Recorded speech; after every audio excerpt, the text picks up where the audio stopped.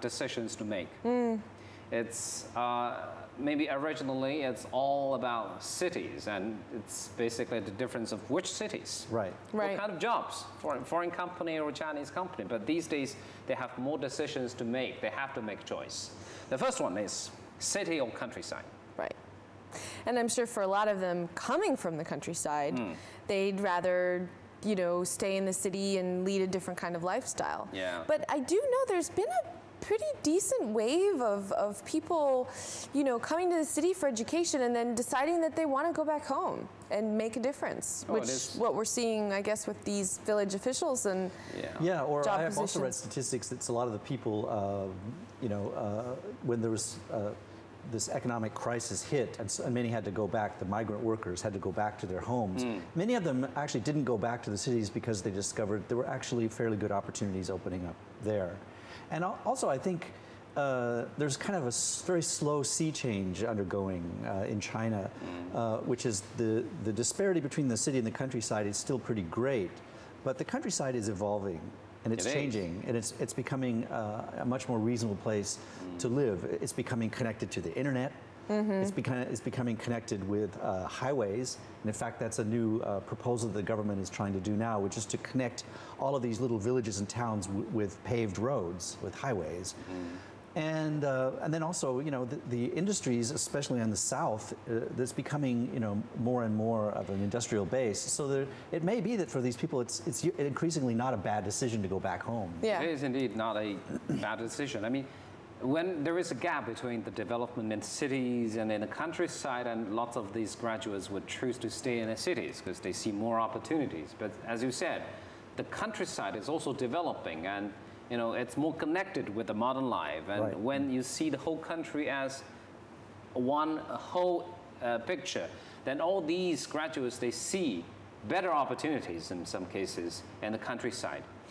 And just now we were talking about all these applicants for being village officials. Many of them even have a doctor's degree, and some of them actually just come back from their study overseas. And this is one of them. He's called Zhang Wenqiong, and he's got his master's degree, and this is how he looks like being a village official, mingling with his villagers. Wow. The locals. You know, I think you kind of have to appreciate, you know, maybe even just 5 years ago, if you came back from overseas with a degree from an overseas university, it was quite a big deal, you know, and you would probably stay in big cities and get a very well-paying job and everything. Whereas, so that's why this kind of news now, it might seem a little wow for a lot of people in China, but I think it'll probably only become more and more common. Yeah. You know, it doesn't surprise me too much. You know, with the economic difficulties in the U.S., a lot of my students are actually contemplating coming to China as well, because it's still kind of the wild, wild west here. There's a lot of open territory that has not been explored, and a lot of people find it easier actually to strike out and find it. I mean, and it's including the haigui, the returning turtles, sea turtles as they call them, are finding when they come back, especially those who've been overseas a long time, 10 years or so, they come back and they say, hey, China is looking pretty good. Yeah. You know? And so, you know, and they've got this degree, and I think they get some benefits also from the government, right? They get some preferential treatment for coming back. Some do, some don't. If you're talking about depends. Chinese college graduates, maybe they don't actually get any preferential policies. But if we're talking about big cities, when everyone with a high degree, with a degree stays in the city, then there's going to be this degree inflation. It's not as valuable or as important as it's supposed to be. That's absolutely correct. If you go to the countryside, there is the place where you can, you know, fully develop your career. And here is another example of a graduate from the China Drama Academy. She's supposed to be an actress, professional actress, but somehow she chooses to be working in the village. On the left side is her picture. You know, the kind of picture that we see in lots of magazines. Publicity picture, right. Yeah. She became a trainer of these villages, of these local people in a dance competition, and they did quite well. Why does she look like Xu Jinglei to me? I know, right? It's kind of. one of the famous actresses in China. So she chose to go back and teach this dancing to the villagers. Instead of pursuing an acting career. She's been now labeled as the most beautiful village, dance instructor. That's okay. A village official, maybe, if you put it that way. And this too, again, just to put this in context as well, especially now after the rise of Zhang Ziyi, who really brought this sort of idea home that to pursue a career in acting can really bring you great success and fame and fortune.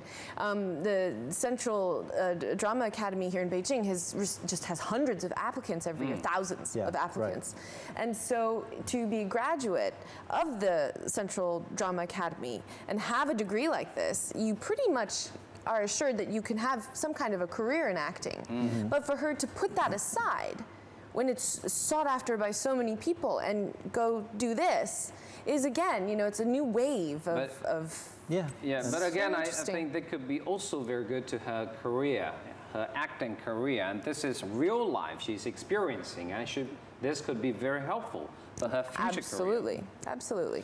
Maybe you should go back to the countryside and be a TV host. It could be very good for your career. Why don't we just have our crossover be taped in the countryside? Yeah, I'm up for it.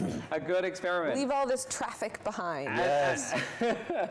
And besides being village officials or being the dance trainer, you can also be a teacher in the countryside. And this is a great opportunity for many college graduates. Yes, indeed. And a very popular occupation now. I know a lot of people are happy to do that. I think maybe also a lot of people, if they graduate and they find out that it's not a really great job market, and maybe it's going to be a struggle, they might tend to think, can I maybe do something for my hometown, for the people that I grew up with? Is there a chance for me to do something else with my life than pursue this career? These pictures are really showing how popular these positions are with all the college graduates, and they see it as an opportunity.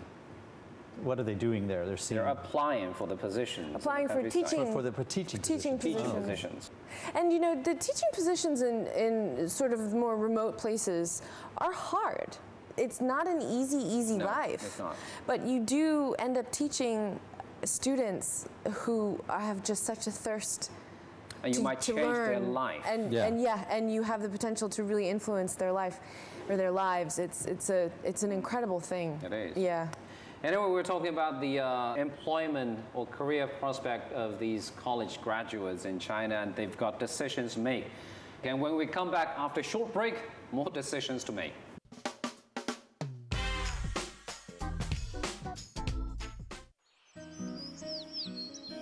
日日行山唔怪得咁 fit 啦。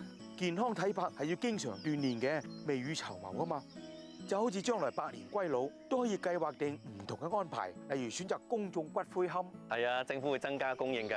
而私營骨灰龕，政府正建議發牌規管，遲啲會公佈更多資料。買咗嗰陣時就要查清楚啦。政府而家做緊公眾諮詢喎。咁大家記住，踴躍發表意見啦。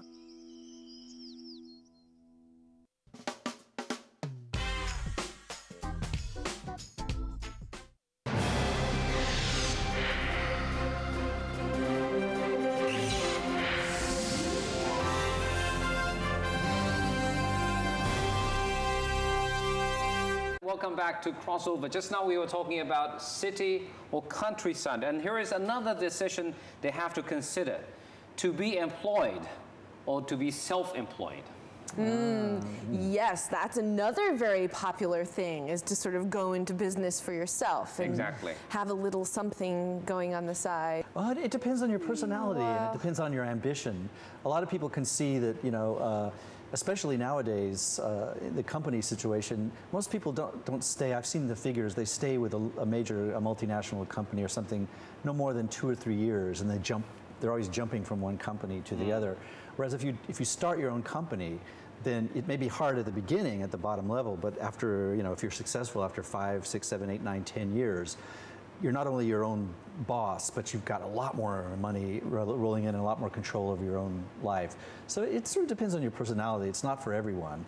But China's a good place to do that right now because there's because the legal and the sort of legislative and corporate sort of environment is loose enough right now that there's a lot of you can find a lot of niches to go into, possibilities. It's very, actually I've seen some people, talked to some people who have started up in industries in Beijing or their own companies, and it's surprising how little red tape and official sort of channels they have to go through.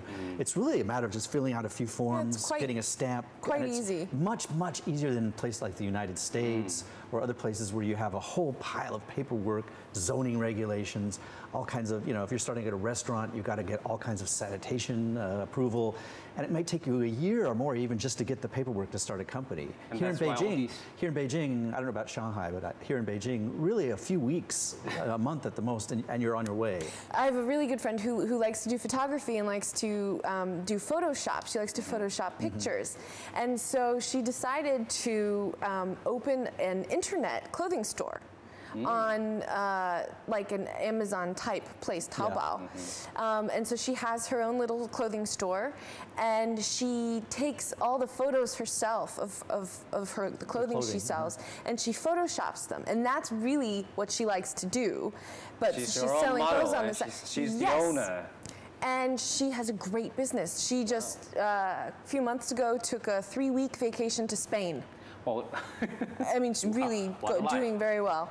Well, she must be doing very great. Yeah. I mean, if you're talking about all these dealers, this small business people on the internet, we're talking about not thousands, maybe tens of thousands, even hundreds of thousands of people. How do you stand out among all these people? That's art. Yes, that is art. We're talking about business. Right. But here is another example. Actually, one graduate from Peking University, one of the most renowned universities in China, with the degree of Peking University, that's basically a guarantee of a job or a bright future of his career. But he decides to be an owner, a boss of a meat shop.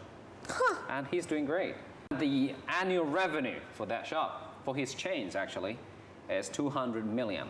Wow. 200 million selling meat. I hope he doesn't. I hope he's not. Doesn't sigh his customers, butcher his. Doesn't cheat them. I'm sure not. I'm sure not. No, of course not. Yeah, I mean, to be as successful as he is. But that's more than just a low-level meat shop. Because you're just talking about an entrepreneur But here. he all building started from scratch. I mean, from being a fresh graduate to be. Yeah, I think one of the big sea changes in China has been the move away from the big work units, the Danwei system.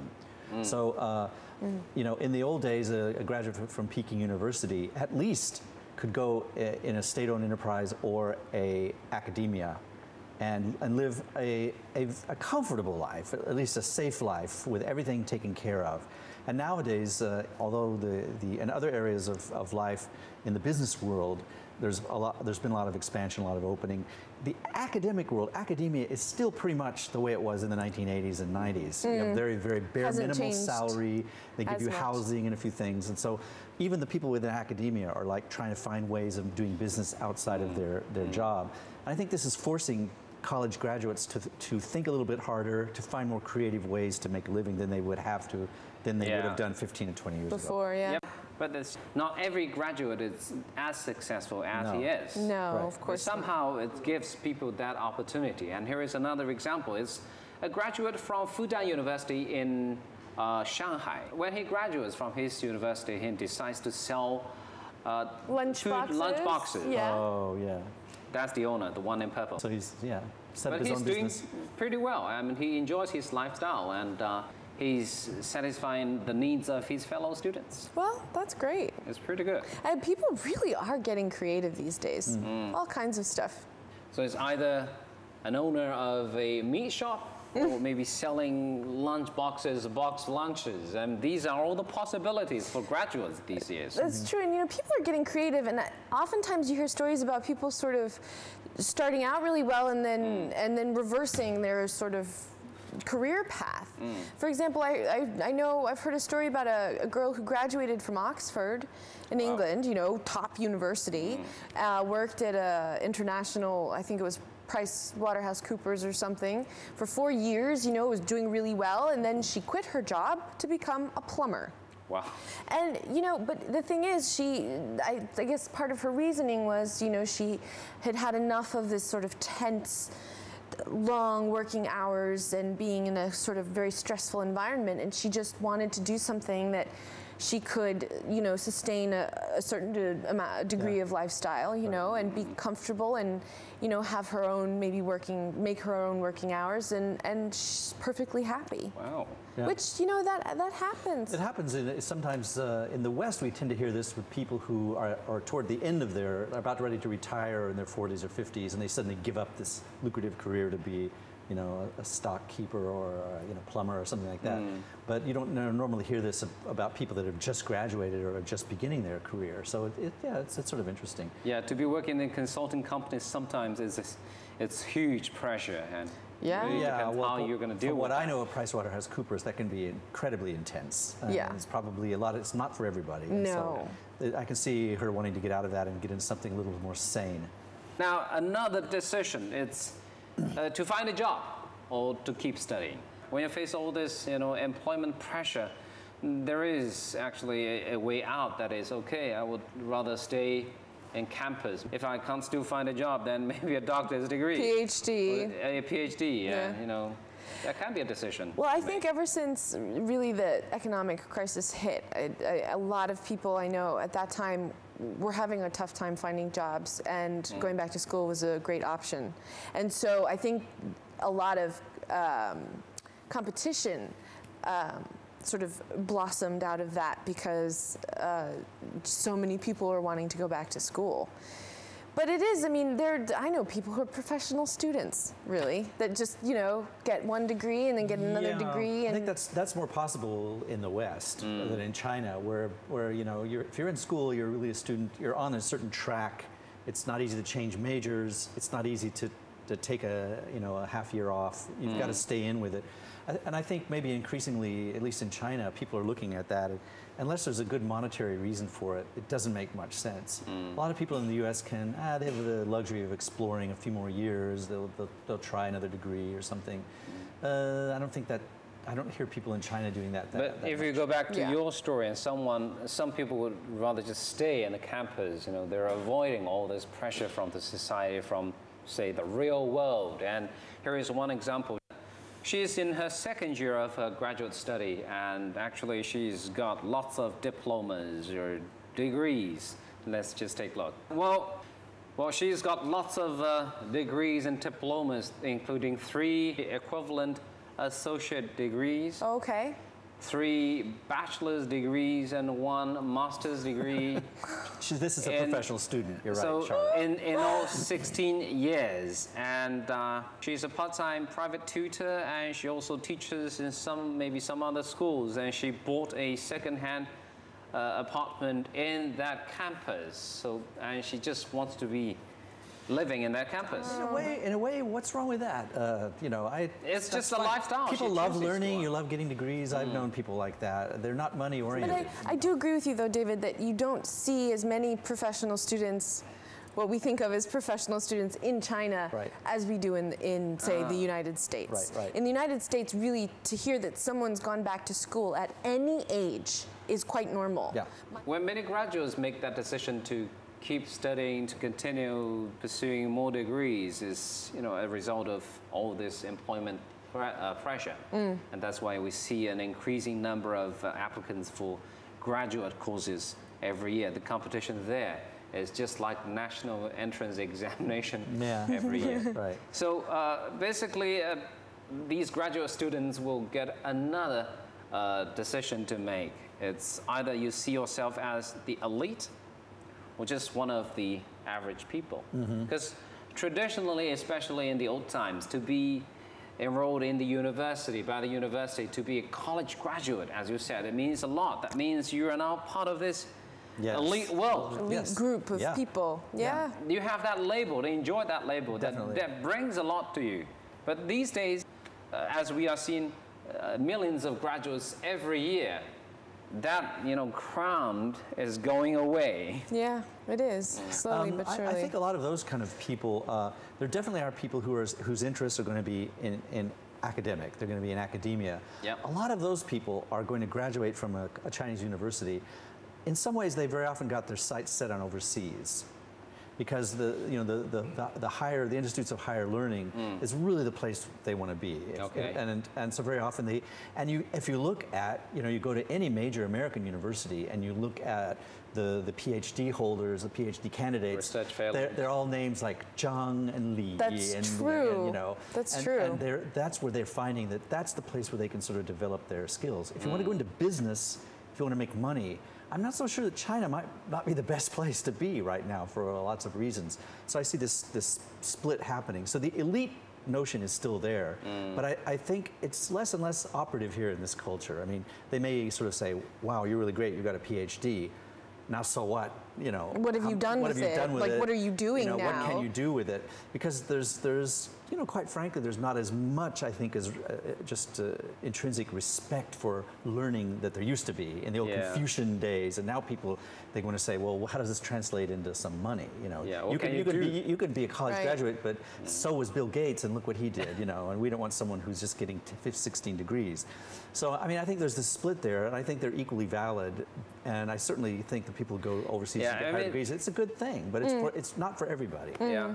It's just like years ago, this experience of studying overseas in other countries might mean a lot.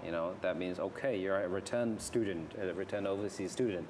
That means you must be capable of doing something. Then that's like a guarantee of a great position in the company. So, but these days, so many people are coming back going from other countries. Yeah, absolutely. And so many people are going overseas for bachelor's, master's, PhDs. I mean, it's just like you said. It's not...